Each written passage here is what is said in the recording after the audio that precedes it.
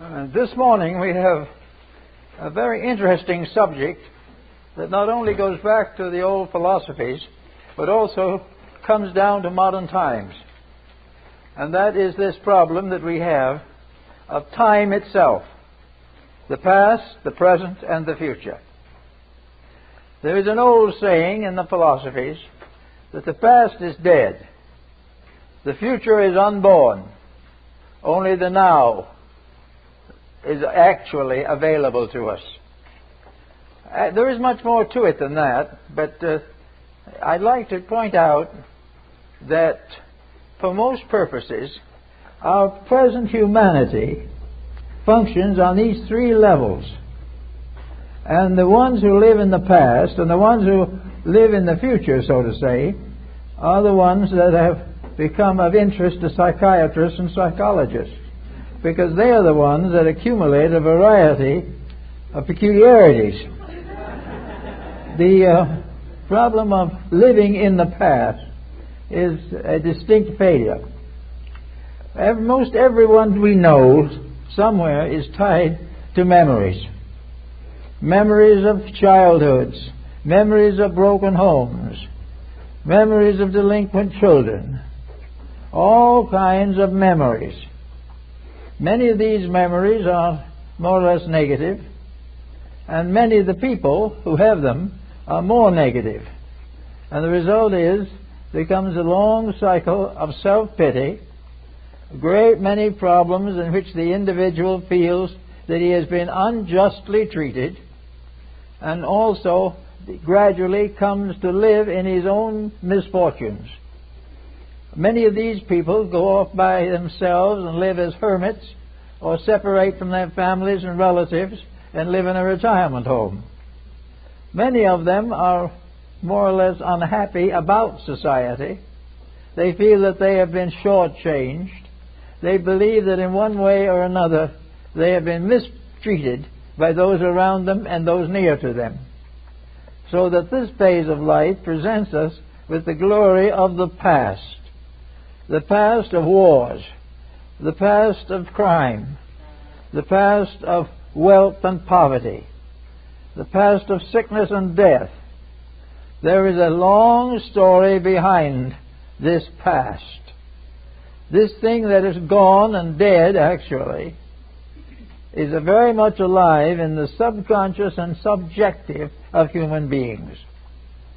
And in school, of course, we are reminded of this very strongly.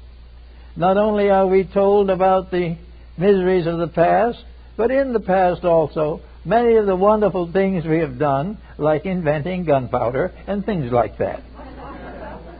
We also find, then going back, that our families and our communities and our countries have been unfairly treated. We have been enslaved by some powerful despot, and generations have gone into difficulties. We therefore have a certain pity for persons like ourselves and a strong resistance against the persons who have done the things that we seem to remember were not kindly. So in the past there is a great big puddle of trouble, and many people today live in it. And when we read the newspapers in the morning, there's a good reason to remember it, because a large part of news journalism is based upon the past. It is based upon things that happen which are now revenge. They are based on all kinds of mistakes that were made, of all kinds of infamies that were committed. And the modern individual sits down and begins to realize that these past things are largely responsible for his present troubles. So he gets a very negative attitude toward the past. The past to him is a symbol of failure, a symbol of contact with things that were unfair and unreasonable. Of course, there were exceptions to these things. In our old New England, why, we used to have old families that were very proud of the fact that they never had a new thought in 5 generations. This was a symbol of loyalty. It was also something that helped them to keep up the good old golden days and ways. They were the ones who established rules that today nobody could keep. But to these people, these rules were elegance. They were the sign of refinement. They were the signals of people who really amounted to something. So that lots of families have elders who were important. Then there were also families that had elders that were significant as citizens.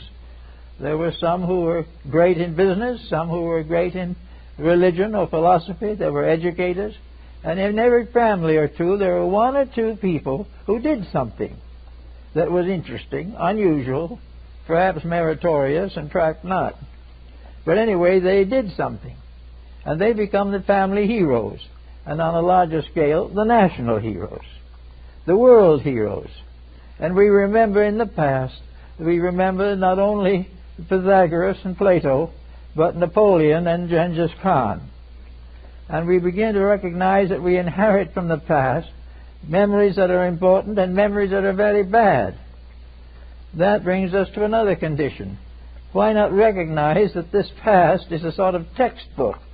And if we read it correctly, we will find why it died, why the past isn't with us anymore, factually, and lives on largely in the loyalties of the living to the beliefs and spirits of the dead. So we go on with this type of thing and try to find out just exactly how much we are indebted to the past for what we are. So first thing the average person can do is sit down, take a piece of paper and a pencil, and sit down and try to figure out the things in his own past that have affected him. What kind of parents did he have? Now, the parents are all gone probably by now, but they still live in him. And if he feels that they were unfair, this unfairness may still be influencing him. This unfairness made him run away from home and marry when he really didn't want to. Start a family when he was not mentally, emotionally stable enough to do so. Thus the past got him into trouble. And the conditions of the past have overshadowed his life all the way into whatever condition he is, or perhaps beyond to the grave. So we have to think of the past rather carefully. But we also have to realize, with a psychiatrist, that these negative thoughts are a form of sickness.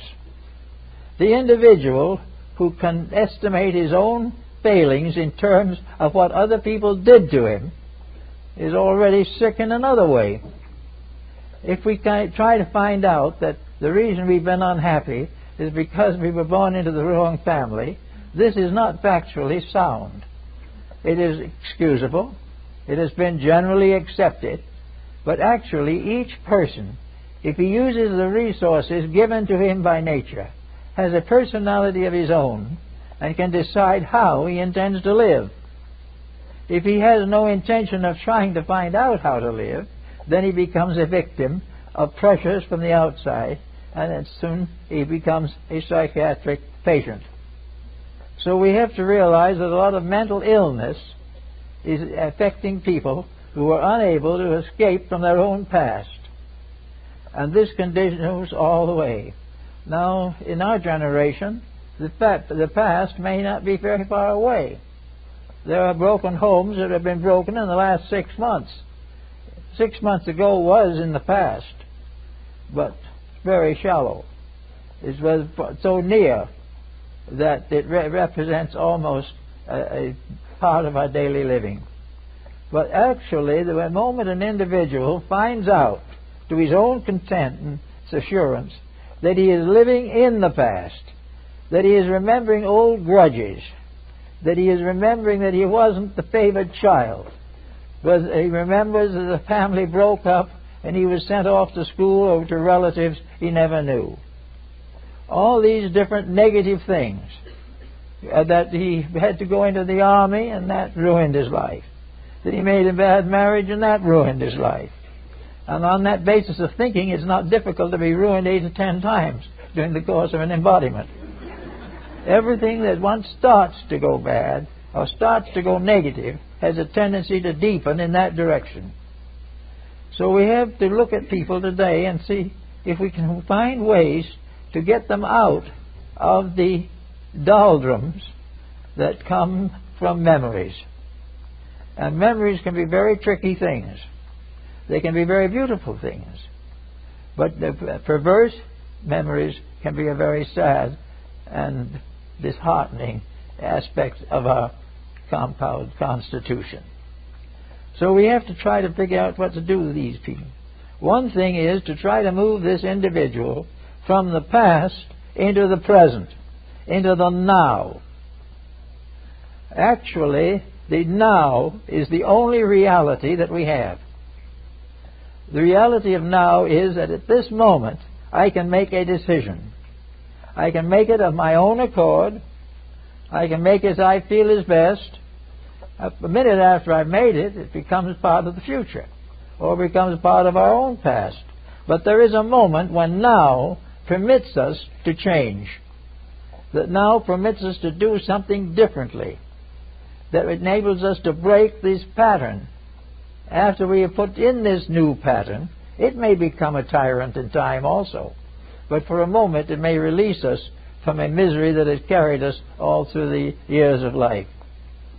So we do try to remember that no matter what has happened to us that is unfavorable, there is now a moment of understanding, a moment of realization, a moment of acceptance, and also a moment of realization that the longer we nurse the trouble, the sicker we'll get.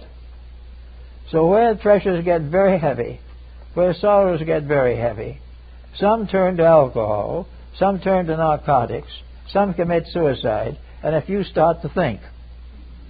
And in starting to think, a new pattern comes in. A pattern that we know that for one moment we are master of our destinies. Once we have proclaimed our mastership and have decided our destinies, it had better be something more important than we've had before, or we'll be right back where we were.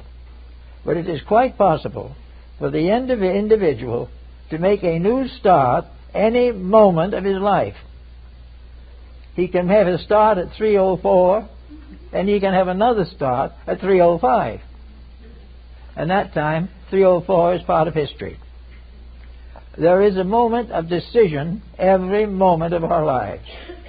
And it is the decision of that moment that is the basis of growth, the basis of the individual asserting himself over the providence which he finds objectionable. Now, if he makes another bad decision, he is in more trouble.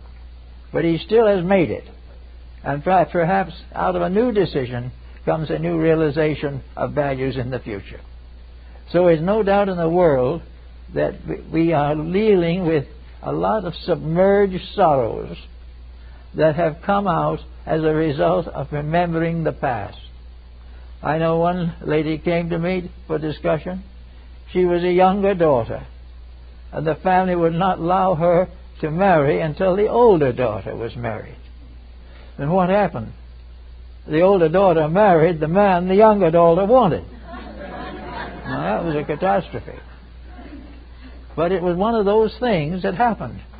Now, that could ruin a life. But on the other hand, it didn't have to. It could be recognized as one of the circumstances of existence. It could be recognized as an opportunity to grow, to deepen, to understand, to rise above a disappointment. It perhaps to build a new value in life, simply upon a value that had not proven itself to be permanent. So every time we come upon a challenge out of the past, we either perpetuate the past or break it up, or cause something to come along that takes the edge off of it as a force to hurt us or endanger our survival. Therefore, the past is, in a sense, a kind of judge and jury. If you make the same decision that got you in trouble in the first place, you will be in trouble again. If you do not find some answer that is more reasonable, even then the old answers will hold and your life will be burdened thereby. But there are all kinds of things that can happen that when we take hold of the past, the individual who hasn't spoken to a relative for 15 years can suddenly gather up the courage to send them a Christmas card. and perhaps end the feud. That card went in a moment of now. Something that we forbidden to do because we can do what we will until we have done something else that blocks it. So this ended a feud, and the people, older but wiser, mended a situation that had disturbed the family for years. Another individual had a very bad marriage. In this very bad marriage, with the divorce, 2 small children were involved. The mother, the children, felt that this situation was not her fault, that things had happened that should never have happened, and that somebody else was to blame. So these are the things that could be taken into the idea of dead yesterdays. But then now comes the problem of what to do to make it a dynamic living tomorrow. So when the time came to take care of the problem, the individual had to determine whether he would keep the feud going, whether he would continue to be injured, to continue to be subjected to tyranny, or whether he would grow up out of it and think of something better. Also, we find things of this kind come up in business. An individual has a job that is not very pleasant. He isn't enjoying it greatly. And in the job he's in, he makes a series of unfortunate mistakes. These are blamed on someone else, never on the person. But this costs them the job. So now we have another individual with a task which is now, to their mind, filled with unfairness. There's something that they have been injured that they did not deserve. In the past, their minds did not permit them to recognize the fact that they did deserve this. But if they've grown up a little into that moment which is now, they could see from the viewpoint of now why they were wrong then. And in this moment, relieve themselves of a very heavy burden of memories.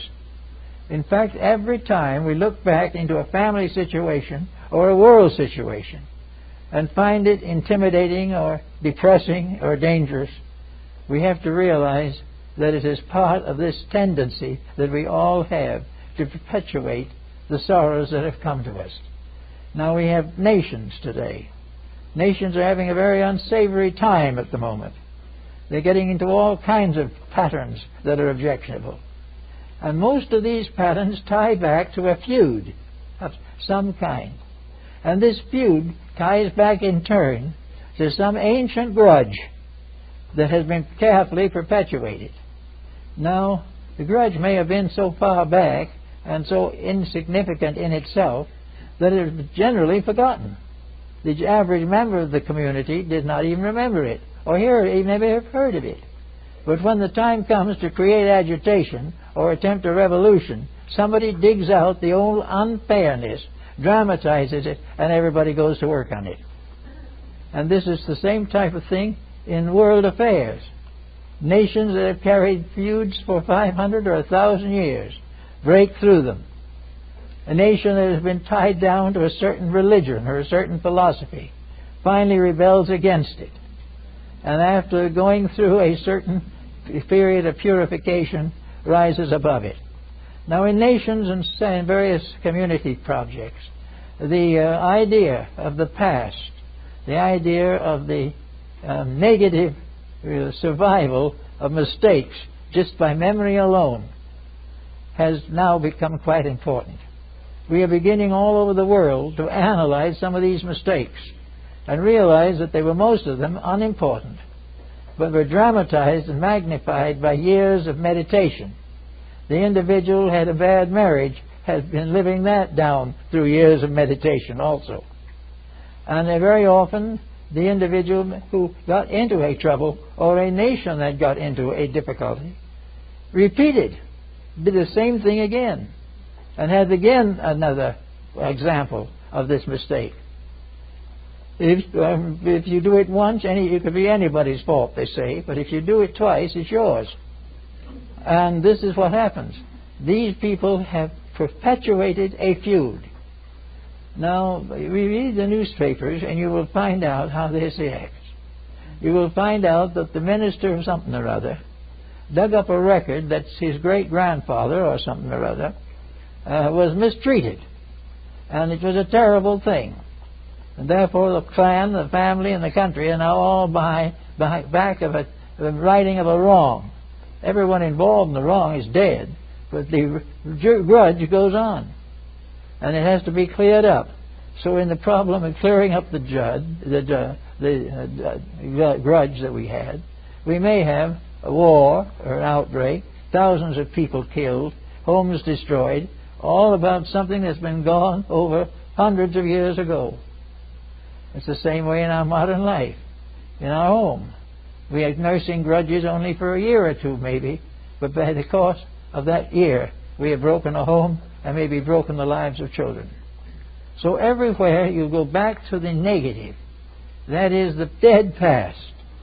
We are reminded that it is the better part of philosophy that the dead past should bury its dead.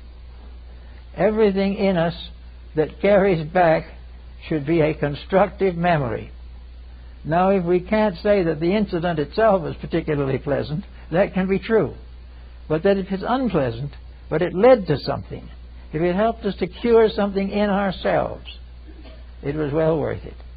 Therefore, if there's a grudge anywhere in our own natures which we feel we have been slighted or wronged, our first real problem is to examine the details, maybe again over a long time in life, to find what we should have learned instead of constantly looking for an opportunity for vengeance.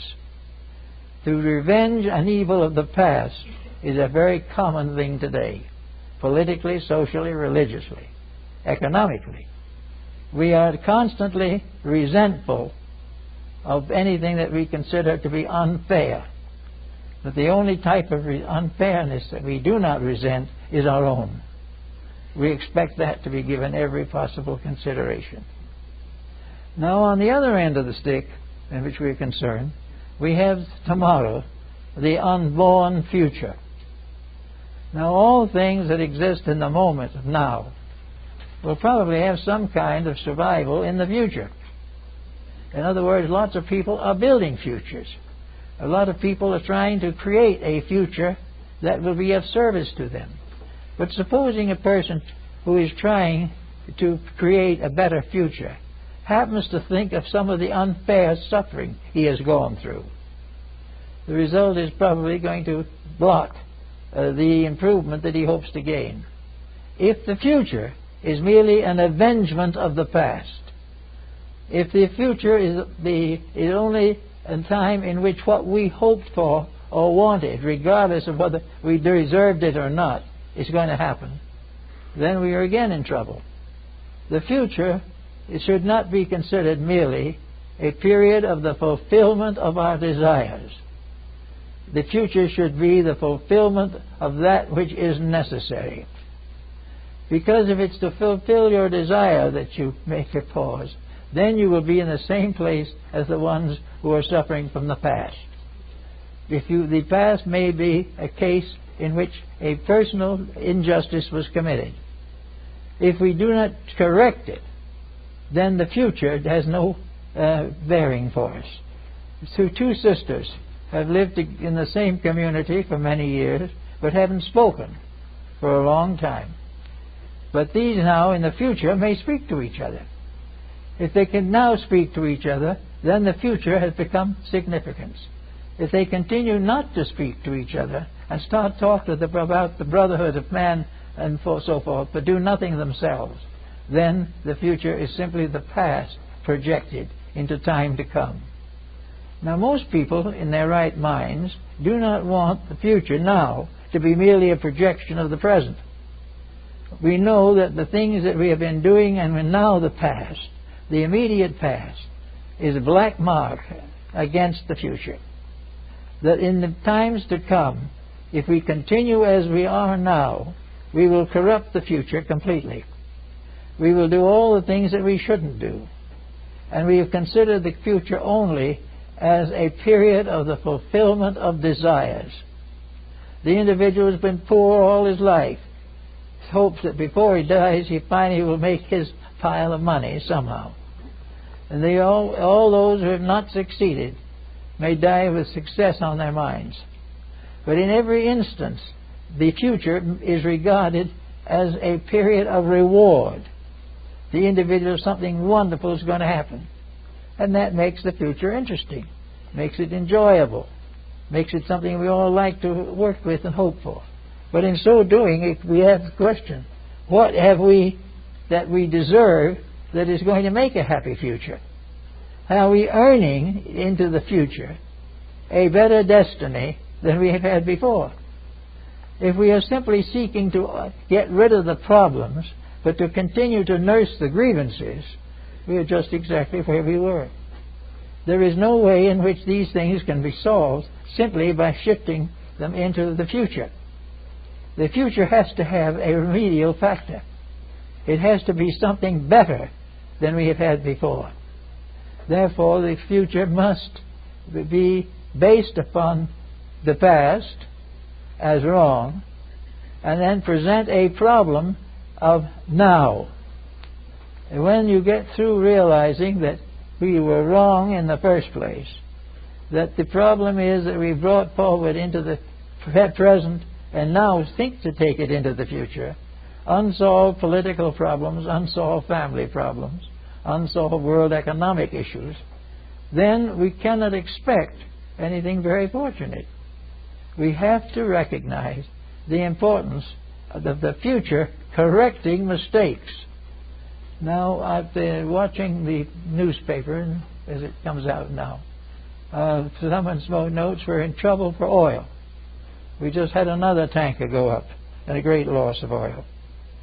And but somebody in their mind thought, well, probably with the time we need it, we'll discover another place where there's plenty of oil. We will have another one. Or if we do not have another one, we will use something else instead of oil. We will find a way out of this difficulty without changing ourselves, without changing our own desire to do exactly as we please. We want certain things, but we will not suffer for them. They must be made pleasant and happy. Now, if the karmic laws that were recognized in the Orient actually hold good, nearly every problem we have today is ancient business. We are now in the midst of problems that should have been solved 5,000 or 10,000 years ago. But because they were not solved then, they were carried on to 1,000 years from now, and we had another chance at them and muffed it again. Now it's only a year or two to pick up the same problem. It's always done the same thing to us. We know definitely inside ourselves that we cannot win against facts. But we'll keep going on believing that they'll find another source of oil somewhere under Greenland or something of that nature. That we will not have to cut down, that we will not have to regiment our facts and problems, that we will not be required to give up any luxury that we want. There will always be a solution. Well, this is the point that we can't depend on any longer. We are beginning to realize that the possibility of maintaining the future as a kind of Eden in which we'll all come finally to the promised land is optimistic. We cannot do things that are not doable in nature. And we cannot definitely do things that we don't deserve to do. We cannot have a joy that we have never earned. We can never have a security we have never earned. We are here in this world to learn something. If we don't learn it, that constitutes failure. And failure means come back and try again. So all the way along, the future now, we think of the golden age to come. We think we're going to solve all of the problems we have.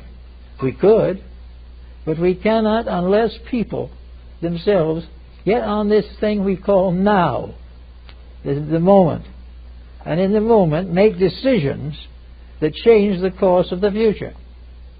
If we expect the future to change its own courses to please us, or take it for granted that if we amble along full of mistakes, we will get through somehow, these things are going to defeat the problem of progress. So we have to settle down and begin to think a little bit about it. Thinking about conserving, because that is the way to survive under the present system. And yet everywhere we look, we find that people are not mature enough to look forward with hope and joy to hard work. We do not want to work.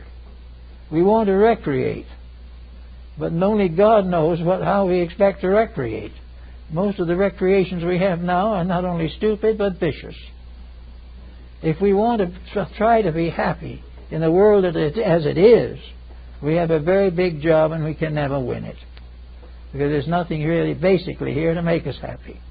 We have to earn happiness or we don't have it. That was one of the secrets of the Arabian Nights entertainment, those famous old stories. Happiness must be earned. We are not earning happiness in television, motion picture, literature, music, art. None of these things is being used to earn merit. So there being no merit, there will be no result of merit. Now, merit is a term used in Eastern philosophy very generously.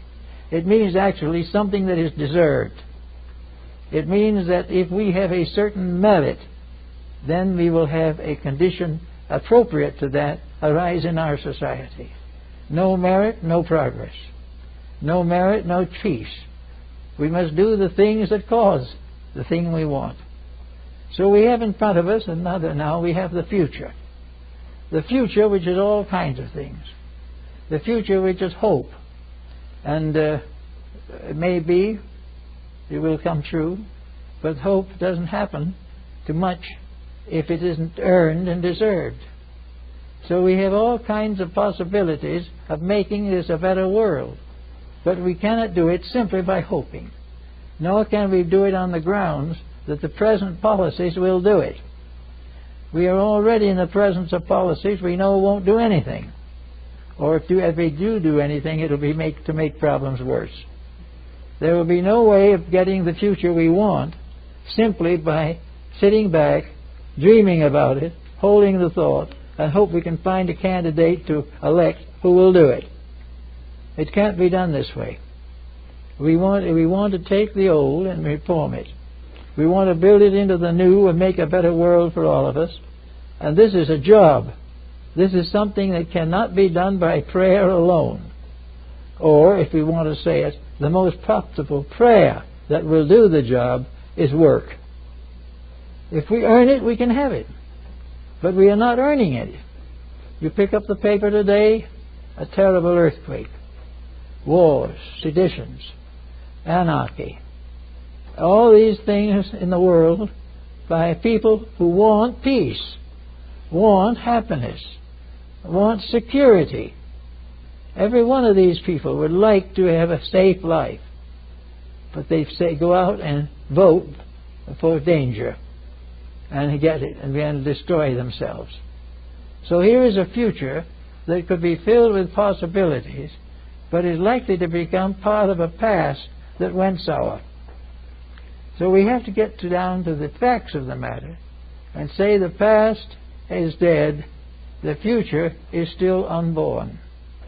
No matter if the future starts today or 100 years from now, every moment is a future. But any moment from now is a future according to what we do with it. And whatever we do with it, it becomes part of the great pattern of the world in which we live. Now then, we know several things that need work. We know the problem of fuel, we know the problem of food, air pollution, all these things. We know the danger of narcotics. All these things are here. Now, how do we solve them? If we go back to the past, which we can still remember some of, we will find that the past had exactly this same problem. The past had the plagues. The past had all the difficulties, war, various dangers, hazards, earthquakes, all these things troubled the past. And the past didn't solve them. It has given us a new kind of cotton machine. It's given us telephone, television, but it has never made the world safe to live in. It has never helped the individual to unfold the resources within himself. All that we get is a kind of panacea, which panacea has nothing, on the grounds that if we follow the rules, we will be able to survive. But we are following rules now, but we're not surviving. We are knowing beyond all doubt that we are using man-made rules to run a divinely made universe. We are here to use our own yes and no's and have our own senates and congresses to pass judgment on situations and conditions which we do not understand and never will. We do not recognize the fact that beyond all these other things is common sense. And common sense is something we can't get along without. And this common sense has to come in. And it's summed up in the Bible very simply. As ye sow, so shall ye reap. It's simple as all that. We've got to cause these securities or we cannot have them. So in the past, we have insecurity. In the future, we have a potential area for the correction of insecurity. But if things drift, it'll be just as insecure as all the rest. And between these two, we have a moment of decision. We have the individual who has the right to say yes or no. The individual who has the right to stay with what he believes at this moment. And most of all, to depend very heavily upon common sense. Now, for the now man, what are the basis of the rules that he has to work by? If he lives to take what he is now and the world as it is now and make it better, where is he going to get the rules? Well, I think Ben Franklin summed them up pretty well, and so did Bacon. He's going to get the rules by the realization that if the thing works, it's the rules. If it doesn't work, it isn't the rules. If he puts in a whole group of new rules, and 2 years later there's another war, the rules weren't the answer. The rules are not shadows written out in something or hung on a wall. Rules are working instruments that accomplish the necessary. If they do not accomplish the necessary, they are not the rules. So we try to find out what the rules are. And probably Ben Franklin is one of the ones who gave us some of these rules. His very simple answer was that the real rule is common sense. Now, common sense is something that everyone is born with to some degree, but it is usually smothered out in the cradle. It also, if there's any of it survives, it is killed off in the public school system. Common sense is the one thing nobody wants, because they realize that if they have common sense, they're going to have to live better. And this is a very serious obstacle. The individual does not want to live better. He just wants to get even or get away with the things that help him to keep what he's got or get more. So there is no probabilities here. But Ben Franklin told the thing very definitely. The answer is common sense. Common sense is the most uncommon of all the sensory perceptions. It is based upon the simple fact that an average 12-year-old child, if asked a question within its comprehension, and it can express itself, it will probably give you the correct common sense answer to a common sense problem. It will tell us definitely the experience of all time on working with the matters that we have to face. Ben Franklin said, "Waste not and want not." Well, that's pretty good common sense. This is an age of wastrels. We waste just about everything. We waste 3/4 of the world's wealth on munition and armament alone. We waste our natural resources. We waste gasoline. We waste everything you can think of, simply because waste means a little added luxury. And because of a little added luxury, we're going to wake up someday without the necessities of life. So Ben Franklin summed it up very well. Want not, and you waste not. And if you want too much, you will waste. And here is the great age of waste. I think every one of us realizes that every time we go to the mailbox in the morning.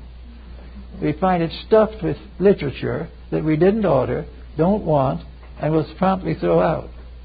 But it is using up valuable pulp, it is using up time, using up everything you can think of, wasting simply in the hope of one thing alone, and that's profit.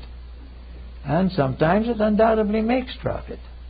But it's a very expensive way to waste our natural resources, because it means that one of these days, maybe 10, 20 years from now, we won't have enough of that resource to send a single circular to a prospective customer. We need to understand these things. We need to get down to the simple facts of life. So from the past and its mistakes to the future which could make the mistakes, again, we have to pass through the now. We have to pass through the moment of consciousness. There is a consciousness in each one of us. We have within ourselves the most priceless integrity that can possibly be imagined. And every time a major issue comes out, we will feel an impulse of that integrity. Even if we go out and vote for war, there was a moment when we knew we shouldn't.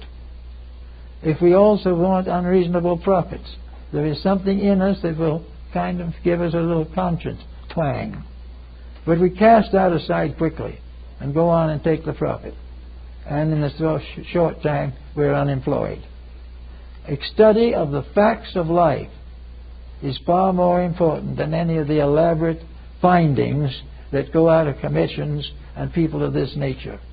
They are out trying to fit all these things together under the problem of how to cure a situation without changing it basically. We want to know how to be rich and to be richer and to abolish poverty without anybody paying anything. It's not very likely to do it. We know now that everywhere along the line it is breaking down. We find, for instance, that it's now costing $80,000 to put a young person through a modern university of first class. This is a complete waste. There is no reason in the world why every person in the world has to be a millionaire. And yet now very little less is considered even possible. And we buy all things and pay for all things on this basis. Where is the common sense? If the thing that we buy at an exorbitant price is an absolute necessity, we may have to struggle with it a little bit.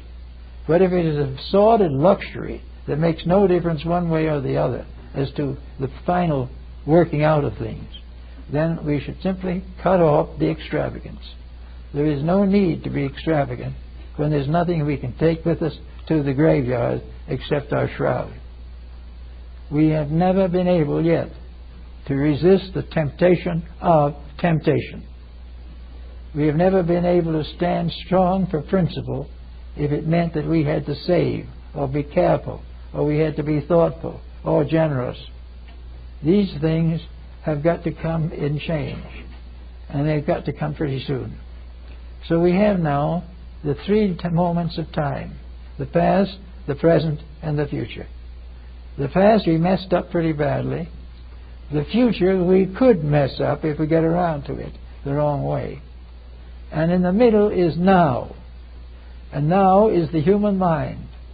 It is the mind as an instrument of knowledge, a mind capable of common sense, a mind that is not trained into ineptitude by false educational standards, a mind that thinks, and thinks simply, and thinks in a common fact way, and recognizes the fact that if we expect to survive, we must stand firmly for the processes and changes that assure survival.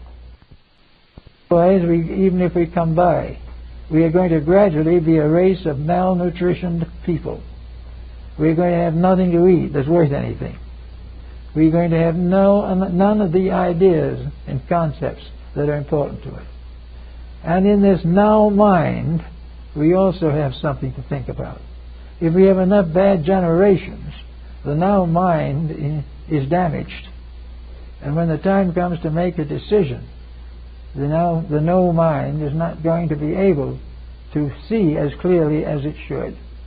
All kinds of propaganda disable the thinking of the human being. And this propaganda is necessary to permit us to keep on making the mistakes that are profitable to somebody, whether they are profitable to us or not. So now we have come to the another thing. We're going to get to go on. We're reading every day in the paper the new problems that arise. We understand little by little the difficulties that we all face, but we also might begin to think a little bit about this developing discrimination and integrity for ourselves. We do not need to fall for every temptation that comes along.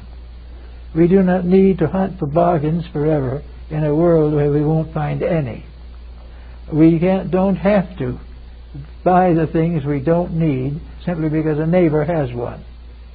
We don't need to pay fabulous salaries to people for work that is very mediocre. Little by little, by censorship of our own conduct, we can gradually reduce waste. And if we get rid of waste, even though it doesn't cut down the whole pattern, if we get through with waste, we will add maybe 100 years to our problems of survival. We've got to do something to change the pattern. We have gradually wasted away the planet on which we live. We have allowed it to be exploited. We have transformed a beautiful world into a terrible graveyard of wars. We have also changed the ambitions of the individual. Instead of seeking to be good and happy and have ideals and a family life and a good job, we want nothing less than opulence. We want also the privilege of having lung cancer if we want it. No one should make a law that we shouldn't have it. If we want to carry guns and shoot each other, that's a privilege. We should never be interfered with. And if anyone says to us that we shouldn't do any of these things, there's a cry go up. The answer is not to raise situations which are going to have cries like this. If the individual who is thoughtful simply doesn't do the things which he knows are not right, little by little his influence will increase. There is a marked rising now of efforts to meet some of these challenges, to do better than we have done. If so, we can move from dead yesterday to brave tomorrow. We can go across by crossing the bridge of integrity. If we go across of our own free will, enjoying the future, we can achieve many of these things. But if we stand on the near side, on the side of memory, and say it's all terrible and prove it by 50,000 quotations, we'll still be the same. And we can watch our legislators, we can watch everyone involved in these matters to see if we can find the ones who are able to take the problem and face it in the terms of nature. Every problem we have is part of natural law. Every problem that we have is faced by nature on all kinds of sides, in every direction. And a wonderful, natural, intuitive wisdom guides the decisions.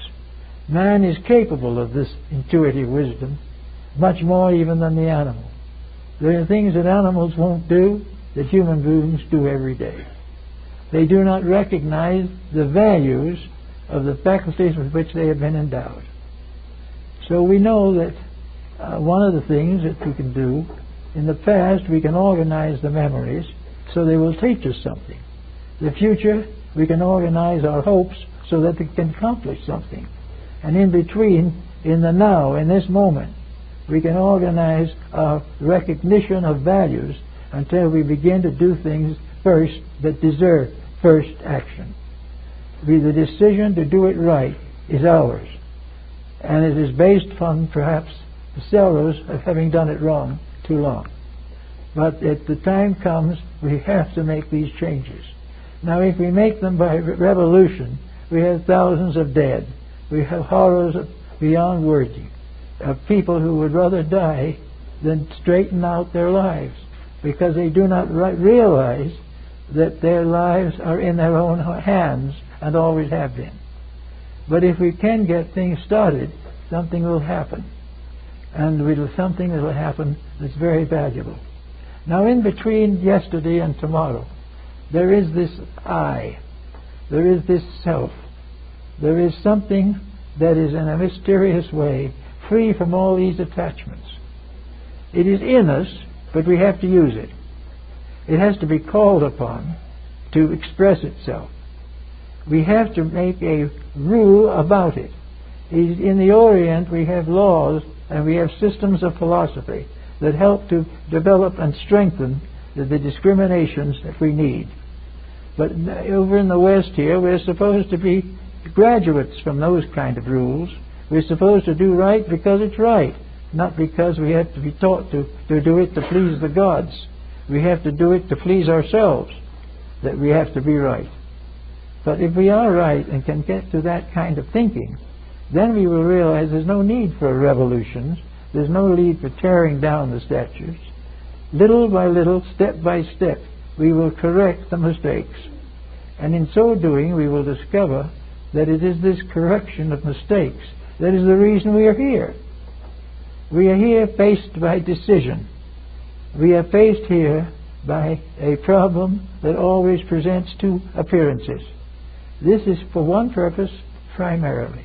It is to help us to grow. Instead of having a teacher tell us these things, it has circumstances reveal these things to us in no uncertain terms. We have to know by experience. And the experience that will help us is that of just judgment and the integrities of philosophy. So if we use the simple rules of common sense, we don't have to worry about all these great big things that are such problems for us. We come along all right. And we come out without any major upheaval. The world isn't going to get very unhappy over the fact that some of us are a little happier. Then it's not going to wreck everything if we are not corrupted. If we want to buy where the product is reasonable, this is not a sin. If we don't buy things we don't need, this is not a crime. It is an economic mistake. But the economic system should have been changed long ago so that it wouldn't have been a mistake. A system of economics that has to survive on extravagance is no good. A system of government that has to depend upon policing peoples is not right. But each individual has to be given a caretaker, has to be given a nurse or an orderly or someone to take care of him until he can take care of himself. So at the present time we have nations with billion-dollar, multi-billion-dollar annual budgets to help people to take care of themselves. And that little question is sometimes who is being taken care of, but we'll pass over that lightly. The fact remains that we can, with a little bit of thoughtfulness, recognize what to do and how to do it. We can recognize that in ourselves, in our heart of hearts, in our soul, in our spirit, is a divine power forever resident. The spirit with us is good. The soul is its agent. The soul is a wonderful, beautiful necessity. It is something that guides us in ways of righteousness. If we listen to these things in ourselves, we will not be deceived by shoppers on the outside. We will not buy things we do not want simply because of advertising. We will think quietly, work things through, and will gradually develop a sense of merit. Now this will be very useful not only in the near future. We may pass out of this life before the world is on a merit system. It is quite possible. And it's possible that our children's children will pass out before it is a merit system. But if we start now, it will be more meritorious than it will be if we don't do anything about it. A 50% improvement would be so remarkable that we wouldn't recognize the planet anymore. But we had to start with ourselves. And within each of us is the power of redemption. We can redeem, convert, redeem, and save our own resources. We can think through our own values. We can be worshipful of our own good. We can see the God in our own souls and recognize and serve that God in the souls of others around us. We can move from a materialistic foundation of spend and spend to a more idealistic foundation of use and use correctly. If we will do these things, we will find a more or less painless revolution. Certainly, it'll be a little inconvenient. We'll have a little worry over the idea that some prize fighter is making 10 times as much money as we are making. But if that gets all very serious in your mind, remember what the prize fighter does with the money. Gets nothing. It's gone in a few days, or some luxury, or at most he has to go to the grave taking nothing with him but what he brought. So that all this great falderall about fame and fortune is part of a viewpoint that has no foundation in integrity. And integrity says we're here to do interesting things. If we didn't have to worry about money, we could be artists, musicians. We could do all kinds of philosophy. We could serve each other. We could develop new ideas that would add thousands of years to the life expectancy of living things. We could have the investigation of values, and we could gradually develop within ourselves knowledge that we could take with us beyond the grave. The only wealth that we can take beyond the grave is our own soul. And the more we develop that soul, the more we work with it, the more we turn it to unselfishness, the more we use it for the development of securities for the needy and idealism for the ones who are ready for it. We can help to have a better generation of children. We can get over a great many problems without ever for 1 minute making anybody really unhappy, because the people who don't believe in it don't care anyway. And those who don't care anyway will have to wake up a few more times before they know what it's all about. But they'll be along anyway. You don't need to worry about them too much. We see in the last year or two a marked change in the attitudes of many governments and many people, individuals and races and communities, a realization of the importance and the need for the ensoulment of the skills of life. We need to know that we are here to learn, and that the things we are supposed to learn have to do with universal good, not simply the problem of making a few dollars while we're here.